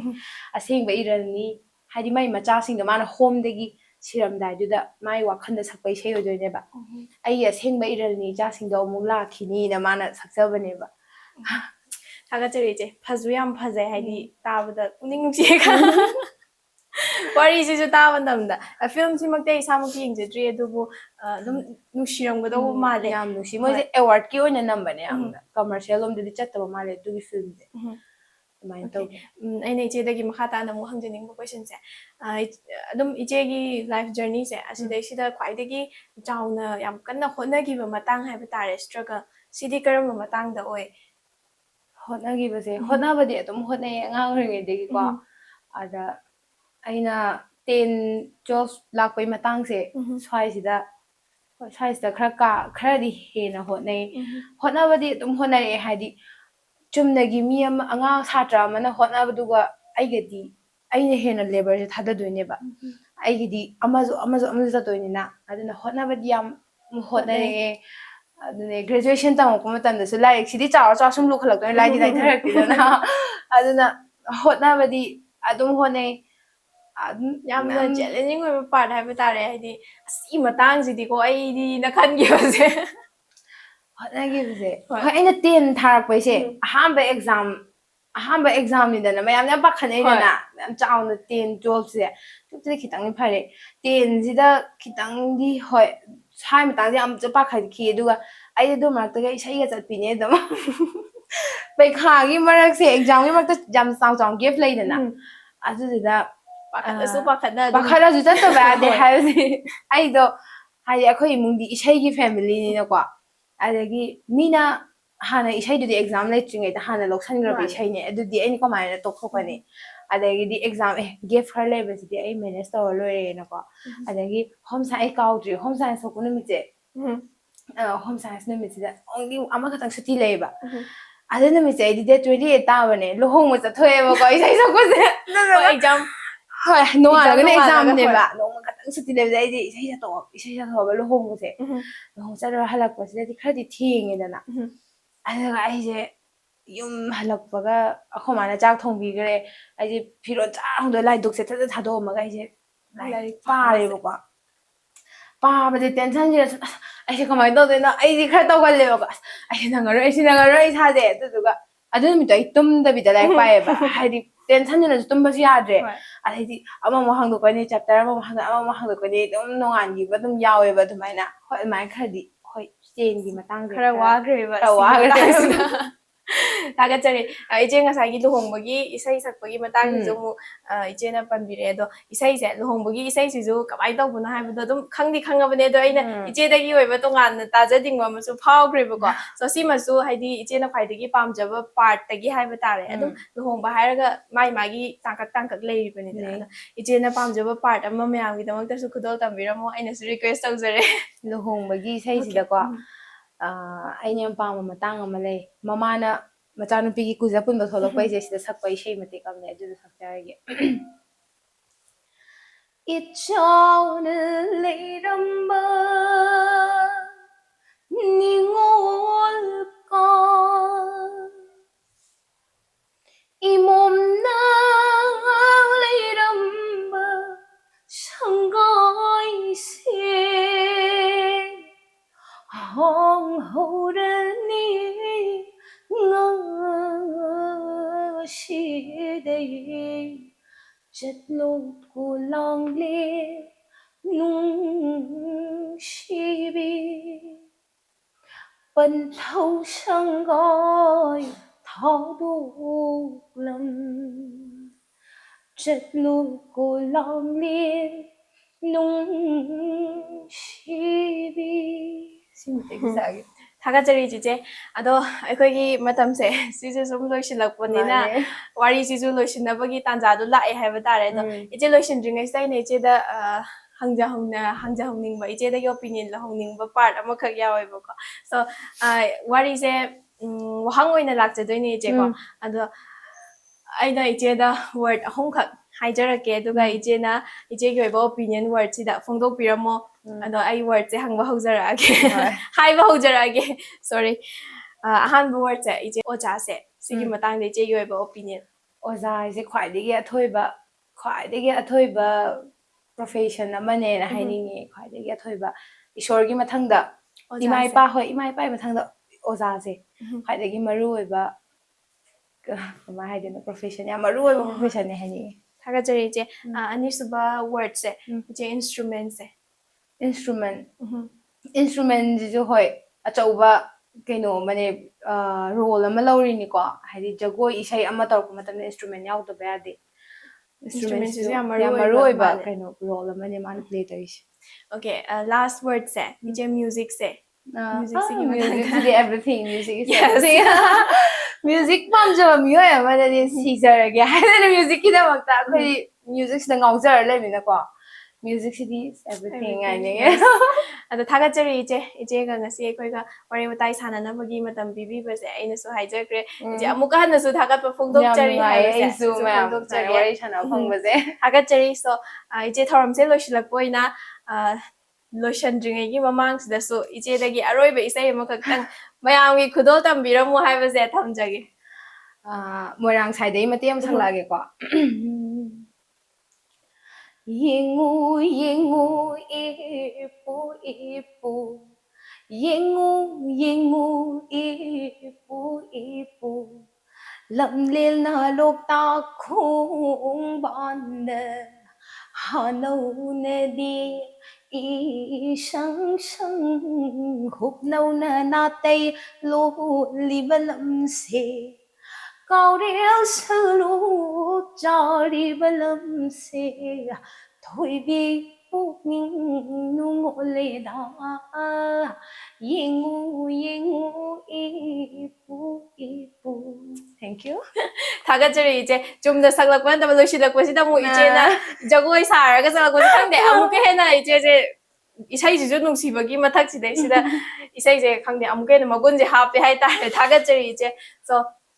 ngasi thoramse losilakpoina